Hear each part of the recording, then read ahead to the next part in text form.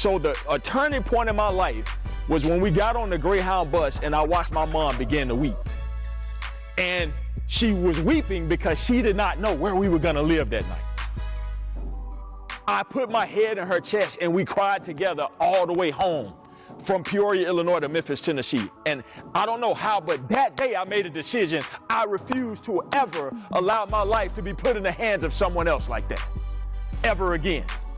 That if I had anything to do with the success of my life long term, I would do whatever it took to get out of those conditions.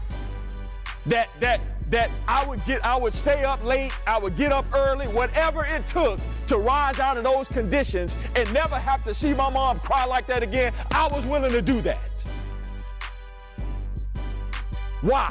Because there was opportunities beyond that, and it's painful to understand that you are in a condition and in a situation where you cannot control the outcome.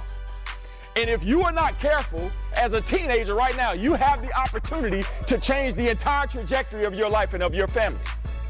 But if you don't take control of that thing right now, you could end up in a very similar situation in today's climate. You could end up having to clock in and being on hourly wages where you're waiting on a quarter raise for the rest of your life. So the question is, how bad do you want it?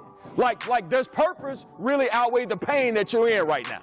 Because for me, that's what had to drive me. Pain and poverty, purpose outweighed pain and poverty in my life.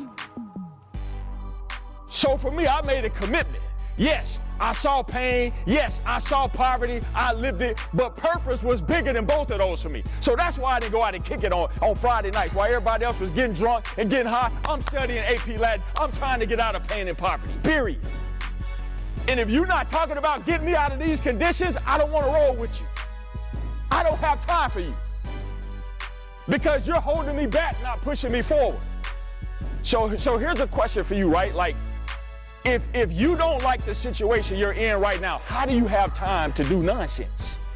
Like, how do you make room to do stupid, nonsensical things if you don't like the situation you're in right now? I didn't like my situation. So you think I'm gonna go out and get high and drunk on a Friday night when I could be studying? I didn't like my situation. I needed a different outcome in my life than the clowns and the fools who were doing stupid things. I saw what that path led to.